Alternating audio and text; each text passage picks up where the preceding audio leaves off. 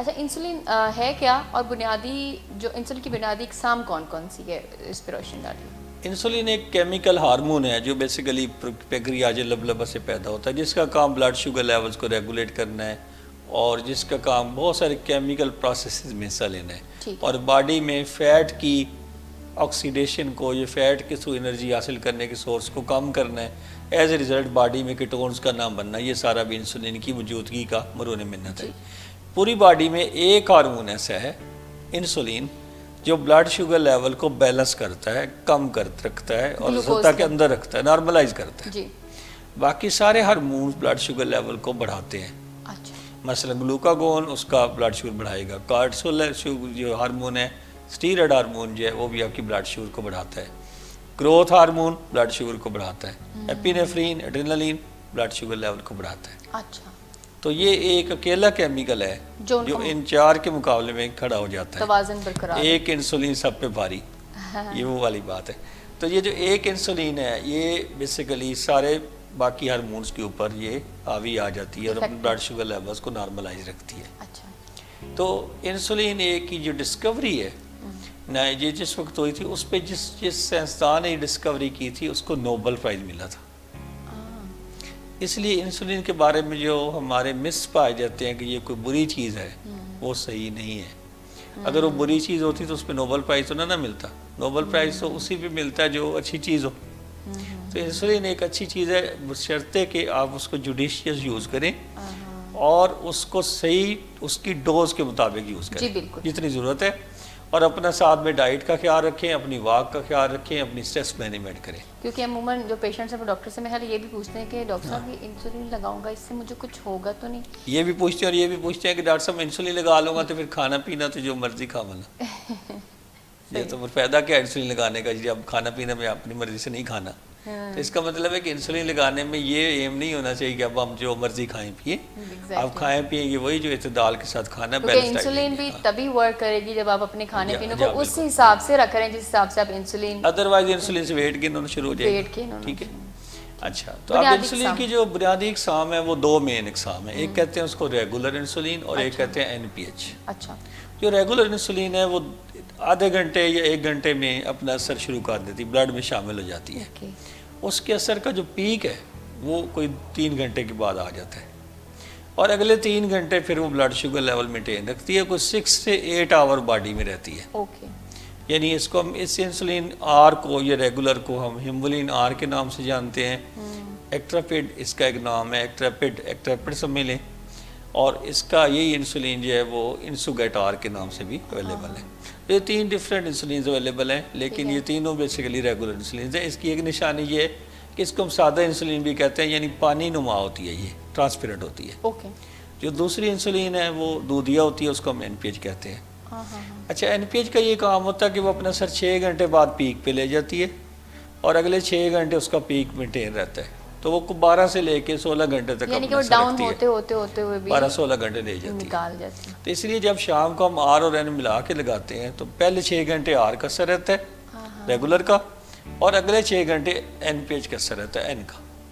تو مل کے وہ 12 گھنٹے کور کر جاتی ہے. یعنی کہ دوبارہ نہیں لگانی پڑے گی، رات کو نہیں لگانی پڑتی. اس طرح جب وہ صبح لگا لیتے ہیں تو لنچ پہ نہیں لگانی پڑتی. یعنی کہ وہ تبھی اپنا اثر شروع کرے گی جب اس کا ٹائم شروع ہوگا، جب تک پہلی کا ختم ہو چکا. تو یہ دونوں کو ملا کے جب لگاتے ہیں تو ہمارے کو 24 آور کور ہو جاتی ہے.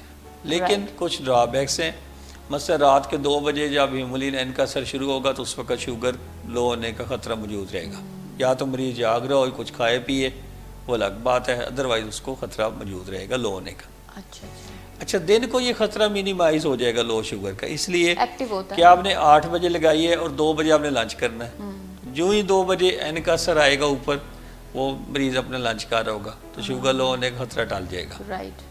تو اس لیے یہ ایک جب آپ اپنی کھانے کی پلاننگ کرتے ہیں تو آپ کو انسولینز کے ایکشنز کا پتہ ہونا چاہیے کہ کون سی انسولین کا کب میکسیمم اثر ہے، اس کے ساتھ ہم نے کچھ کھانا ہے یا نہیں کھانا.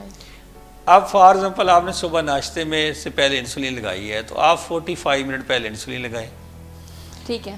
45 منٹ بعد آپ کے ریگولر انسولین باڈی میں بلڈ شامل ہونا شروع ہو جائے گی. آپ نے اپنا کھانا کھا لیا.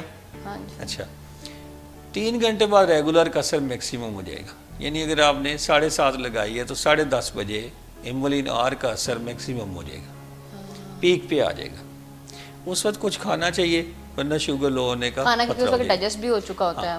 اس وقت آپ دفتر میں ہوتے ہیں، آپ کو 2 پھکے بسکٹ لے لیتے ہیں، 1 کپ چائے لے لیتے ہیں، ٹھیک ہے، اور وہ بھی ساری چینی کے بغیر، یا 1 سلائس کھا لیتے ہیں، یا 1 پھل کھا سکتے ہیں اگر گھر پہ ہیں تو، ٹھیک ہے. تو آپ نے اس کے میچ کر وہ بھی دیا، آپشن آپ کو سوٹ کرتی ہے. بالکل آپ اس کے ساتھ میچ کر لیتے ہیں، انسولین کے ایکشن کے ساتھ اپنا کھانا میچ کرتے ہیں. اچھا جی، میچنگ بڑی امپارٹنٹ ہے. جو ہی آپ مس میچنگ کرتے ہیں نا تو ہائپوگلائسیمیا ہوتا ہے یا ہائپر گلائسیمیا ہوتا ہے، گڑبڑ ہوتی، کوئی گڑبڑ پرابلم ہوتی ہے. جیسے لوگ کہتے ہیں کہ جی ہمیں تو ڈاکٹر صاحب نے کہا تھا کہ انسولین لگائے تو ساتھ ہی سامنے کھانا رکھ لیں.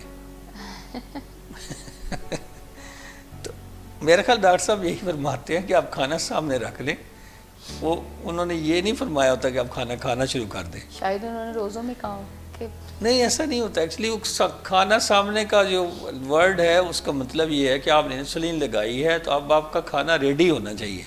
یہ نہ کہ کھانا بنتے 2 گھنٹے لگ جائے، ہاں صحیح بات. یا گیس ہی چلی جائے تو آپ کا کھانا بنے ہی نہ. اس لیے پہلے کھانا بن جائے پھر انسولین لگا لیں، اور اس کے آدھے گھنٹے بعد کھانا کھا لیں جب اس کا پیریڈ پورا ہو جائے، انسولین لگنے کی ڈیوریشن پوری ہو جائے، ٹھیک ہے. تو یہ ہے میچنگ کرنی ہوتی ہے. اچھا، پھر آپ نے انسولین این لگائی ہوئی ہے ساتھ ہی ایک ہی سرنج میں مکس کر کے، تو اس کا سر 2 بجے آنا تو 2 بجے آپ لنچ کر لیں یعنی اپنا. کہ یہ ایک سرکل آف، کہنے کہ ایک کمپلیٹ ڈسپلن ہے. اگر آپ ہر چیز کا ایک ردم برقرار رکھیں گے تو آپ صحیح رہیں گے. آپ نے انسولین کے ایکشنز کے ساتھ اپنے کھانے کو میچ کرنا ہے. اگر آپ مس میچنگ کر رہے ہیں تو آپ ہائپر گلائسیمیا کا بھی شکار ہوتے ہیں اور رات کو ہائپوز کا بھی شکار ہو جاتے ہیں. تو مس میچنگ نہیں کرنی. اچھا، یہ بنیادی انسولینز ہیں. اب اگر ان دونوں کو ہم آر کو 30% اور 70% این کو ملا لیں تو اس کو 70-30 کہتے ہیں. اچھا، بہت سارے مریضوں کو جب ہم کہتے ہیں کہ 2 ڈفرینٹ وائل سے شروع کریں علاج اپنا، آر کی علیحدہ لیں، این کی علیحدہ لیں، اور ان کو ایک سرنج میں مکس کر لیں. ڈاکٹر صاحب میں پہلے بڑا ٹھیک تھا، یہ میرا کام خراب ہو گیا، نئی کوئی انسولین آپ لگا دی. یہ نئی انسولین نہیں ہے، یہی آپ پہلے لگا رہے تھے 70-30 میں. ہم نے ان کو سیپریٹ کر کے آپ کے ہاتھ میں ریموٹ کنٹرول دے دیے. تو اس لیے یہ جو کنسیپٹ ہے اس کو کلیئر کرنے کی ضرورت ہے کہ بنیادی طور پہ ہم آر اور این ہی لگا رہے ہوتے ہیں. ان کی ریشو مختلف ہو سکتی ہے، کہیں 70-30 ہوئے گی، کہیں وہ 50-50 ہوئے گی، کہیں وہ 25-75 ہے، کہیں 40-60 بھی اویلیبل ہے. پیشنٹس ہیں تو ان کی نیڈز بھی ڈفرینٹ ہوں گے. تو پاکستان میں انفارچونیٹلی جو 70-30 ہی کمبینیشن اویلیبل ہے آر اور این میں. ورنہ اگر ہمارے پاس 60-40 بھی ہوتا، ہمارے پاس 20-80 بھی ہو، 25-75 بھی ہو، تو ہم ہر پیشنٹ کی ریکوائرمنٹ کے مطابق اس کو دے دیں، ٹھیک ہے. تو اس لیے پہلے ہم پھر پاکستان میں ہم یہ کرتے ہیں کہ پہلے آر اور این کو ملا کے شروع کرتے ہیں. ہمیں آئیڈیا ہو جاتا ہے کہ اس پیشنٹ کو اتنی آر چاہیے، اتنی این چاہیے. اگر تو وہ 70-30 ریشو بن رہی ہے تو ہم اس کو 70-30 کا پین دے دیں گے. اگر کوئی 50-50 بن رہی ہے تو وہ ہیمالوگ کے ساتھ ملا کے اس کو دے دیں گے. ابھی 70-30 اویلیبل ہے صرف. تو یہ بات ہے نا. تو اس لیے تھوڑی بہت جو اس میں جو کیا کہتے ہیں پیشنٹ کے لیے مشکلات ضرور ہیں، لیکن اگر وہ اس کو اپنے ذہن میں کنسیپٹ کو سمجھ لے تو زندگی ذرا آسان ہو جائے گی، بلڈ شوگر بھی بہتر ہو جائے گی.